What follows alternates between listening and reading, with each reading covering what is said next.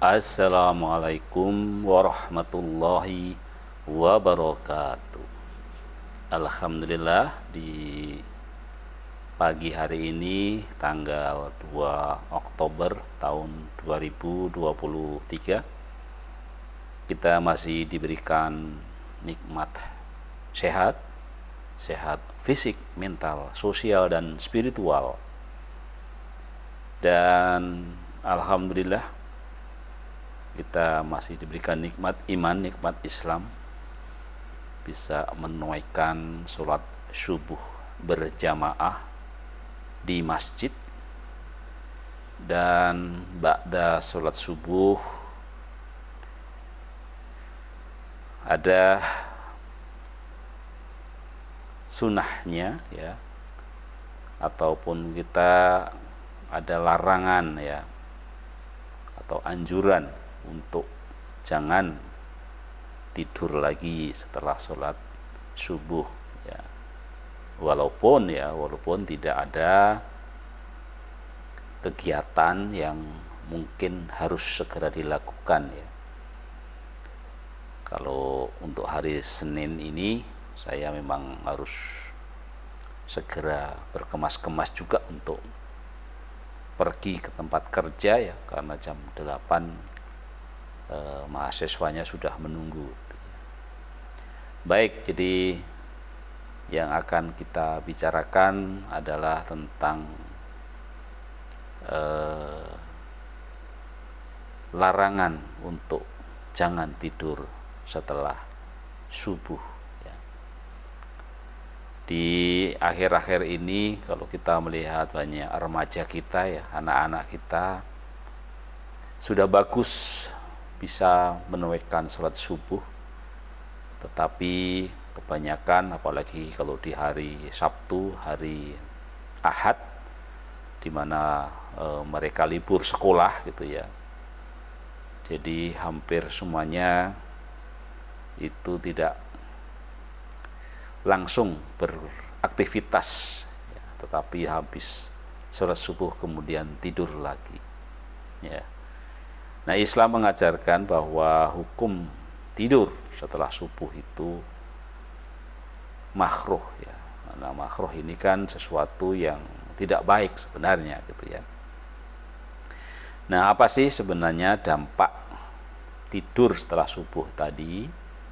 Ada beberapa riwayat yang kemudian dirangkum tentang apa akibatnya ketika kita melakukan tidur ya setelah sholat subuh ya. Yang pertama ya, dampak yang pertama adalah tidak mendapatkan keberkahan ya. Rezeki dan keberkahan berlimpah turun setiap harinya pada waktu setelah sholat subuh sampai matahari terbit. Ini sebagaimana sabda Rasulullah Shallallahu Alaihi Wasallam yang artinya, ya Allah, berikanlah berkah kepada umatku di pagi hari mereka. Hadis riwayat Abu Daud, Ibnu Majah, dan Tirmizi ya. Jadi jangan kita tidur setelah sholat subuh supaya kita bisa mendapatkan keberkahan ya. Kemudian dampak tidur setelah subuh adalah menghambat datangnya rezeki. Demikian pula tidur di pagi hari dan banyak tidur ya, keduanya mengakibatkan kemelaratan harta dan juga kemelaratan ilmu.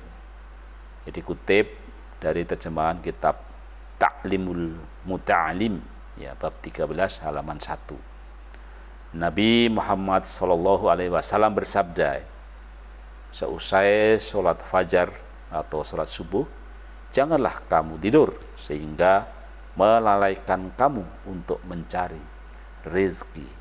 Hadis riwayat Tabrani. Kemudian dampak tidur setelah subuh yang ketiga adalah tidak memperoleh kebaikan. Sebagaimana yang dikatakan oleh Ibnu Qayyim rahimahullah, ya, di antara hal yang makruh menurut para ulama adalah tidur setelah sholat subuh hingga matahari terbit, karena waktu tersebut adalah waktu memanen ghanimah, waktu meraih kebaikan yang banyak. Jadi hindari tidur setelah kita melakukan sholat subuh. Akan lebih baik kita isi dengan ya membaca Al-Quran, ya, atau juga belajar, ya, membaca buku-buku, ya, yang hal-hal yang positif, ya.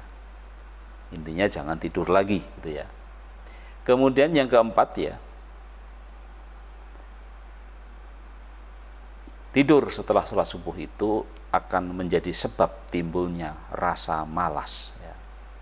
Ibnu Qayyim rahimullah pernah berkata, ya, banyak tidur dapat mengakibatkan lalai dan malasan. Jadi standar tidur ini, ya, memang kalau di kesehatan katanya sekitar 8 jam, ya. Tetapi juga di banyak riwayat ada yang mengatakan terlalu banyak sebenarnya 8 jam itu. Jadi sebenarnya kurang dari itu masih ideal, gitu ya. Tetapi yang di sini yang perlu ditekankan adalah jangan tidur setelah sholat subuh. Dan yang terakhir, yang kelima,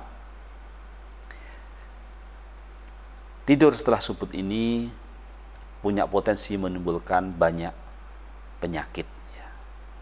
Tidur setelah subuh tidak baik untuk kesehatan, ya, karena saat itu adalah jam tubuh mulai melakukan metabolisme dan pemanasan.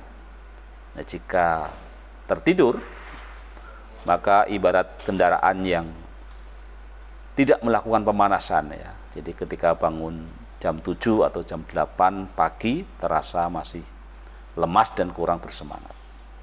Seperti yang disampaikan oleh Ibnu Qayyim rahimahullah, bahwa banyak tidur ada yang termasuk dilarang dan ada pula yang dapat menimbulkan bahaya bagi badan. Ya, tidur pagi juga menyebabkan berbagai penyakit badan, diantaranya adalah melemahkan syahwat. Nah, tidur setelah subuh ini sangat berbahaya bagi badan karena melemahkan dan merusak badan karena sisa-sisa metabolisme yang seharusnya diurai dengan berolahraga atau beraktivitas. Oleh sebab itu, tidur yang cukup, ya, dan waktu yang tepat untuk bangun merupakan hal yang terpenting agar kita juga bisa terhindar dari depresi. Demikian yang bisa kita sampaikan pada pagi hari ini, ya, setelah kita bersama-sama melaksanakan sholat subuh berjamaah. Sekian, salam sehat, sehat fisik, mental, sosial, dan spiritual. Wassalamualaikum warahmatullahi wabarakatuh.